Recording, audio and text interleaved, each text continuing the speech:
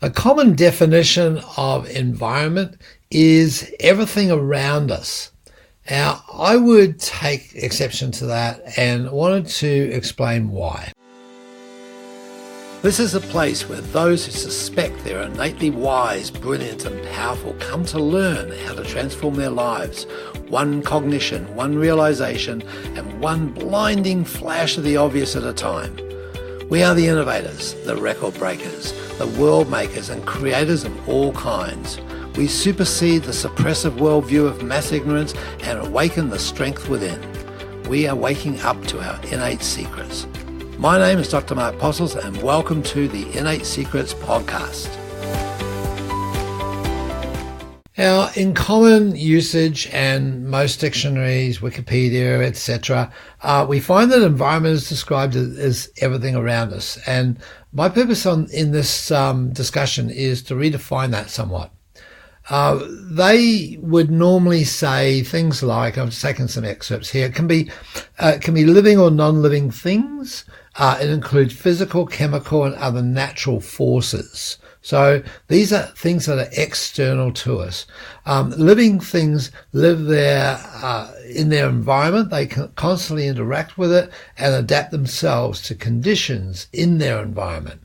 So is a separation there between the person and the living thing and their environment. So in other words, it's like the environment is to some degree a non-living thing, and there is a separation there. It says that in psychology and medicine, a person's environment is the people. So in other words, people around us are our environment, but not within us by the sound of it.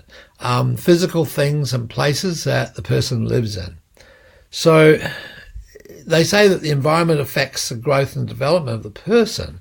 It affects the person's behavior, body, mind, and heart. So this is sort of getting a little bit closer to the point I want to discuss here, and that is that in the innate world, it's the energy that we're immersed in that is our environment. In other words, we can't separate our external and our internal environment.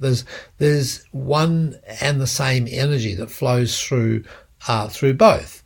And so if we take on any aspect of thought or energy or vibration, it's affected all the way through us. It's not just outside of us. It's not something that just happens outside, that someone says a crossword and that's an external environment and therefore it stops at our skin. No, the environment is right through us. Our environment is where we live and how we live. And I think this is quite pertinent today because there's a lot of focus on the environment by virtue of this definition, and that we need to clean up the environment. We need to reduce carbon. We need to reduce pollution and so forth, which is fine, and it's a very useful thing to do.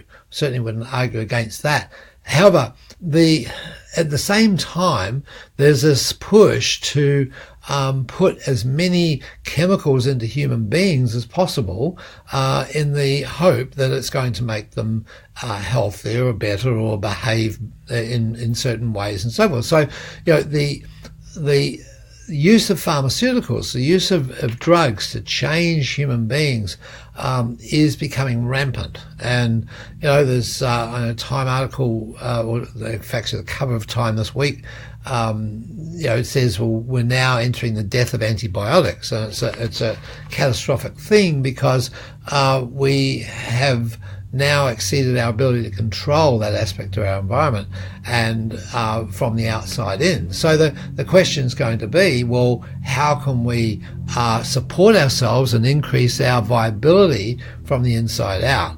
And that's probably a discussion at another time. But the point being is that the environment needs to be redefined. The environment is on the inside as well. So that brings up the age-old discussion between nature and nurture. that we've been going through an era where nature has been deemed to be the controller. In other words, the genetic blueprint that we've taken on board is what we are, and that our heredity forms all of us, including our maladies and our sicknesses. Well, that's not as it's appearing to be in current science. Current science is now saying, well, it's the environment that genetic material's in that causes the genes to play out. So it's the environment, including the thoughts, the feelings, the energy of the individual, not just the physical environment outside of a person, but inside that person. Every nuance of vibration is causing the genes to function in certain ways, and it can call on any of its previous behaviors and sicknesses and illnesses in a very, very easy way when triggered by a certain vibration or a certain energy that resembles something in the past. So the discussion now is going more towards how can we influence our genetic potential on the inside. And so how can we create our internal environment so that it produces change? Now, it's about the nurture then. It's not about the genes. It's not about the external environment. It's about the nurture that we do for ourselves and for others that makes the big difference. Way back in the turn of the century, W. Clement Stone said, look, be careful the environment you choose, for it will shape you. Be careful the friends you choose, for you will become like them. And I think it's fairly true to say that we are the sum total of our 5 closest friends, and the people we hang out with are the people we become. You know, it's like the energy of those people, and it's not so much what they have and what they do, although that does have an influence, but it's the energy that those people have. And you know what it's like when you get with someone who's just like on fire. They just have a oozing of this beautiful energy around them, and it's a can-do attitude, and it's yes, and it's looking at the bright side of things. That will affect the way that your body functions. It affects your innate expression. So to be on maybe a pragmatic path on this one, consider this, that if you're wanting to influence someone, and this could be people coming to your place of residence, your business, your office, your factory, your whatever your place of commerce is, then the cascade comes from, well, firstly, what do you stand for? What are your values? And that filters through into your beliefs and your internal dialogue, and that sets up a conversation that is high level. And as that high level conversation gets passed down, it's a philosophy that it's encased in. It's the identity that people will take on when they're consistent with those values and those beliefs.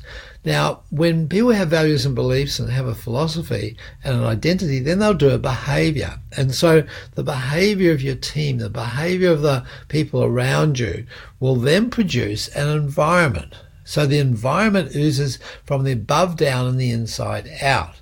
The environment is not something that's on the outside.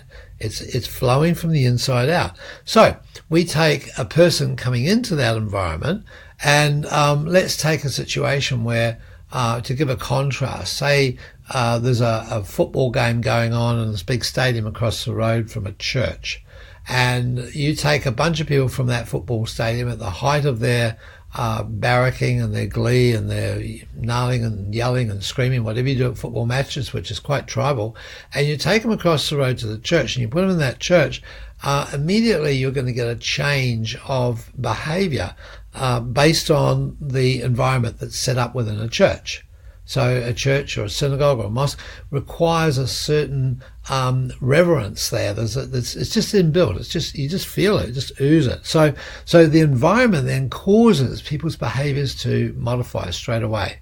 And within that, the behaviors then start to be more respectful of a certain identity.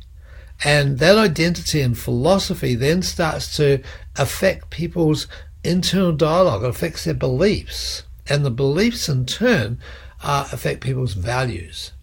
So that's where you can set up your environment, and that causes people's values to change without them even realizing it. It just moves them up through that. You take a company like, say, for example, Apple. I was engaged in Apple support this week, and it was not too long before, with the environment that they created on the webpage, the environment that that was involved with getting an online call sorted, the behavior of the person who was supporting me, the philosophy came through because of the training and the predictability there, and it increased my belief in the product, which I like because it's attractive, it's appealing, and it's functional, but it's got something very special to it, and that comes right through into the beliefs and the values. So I found myself taking on some of Apple's values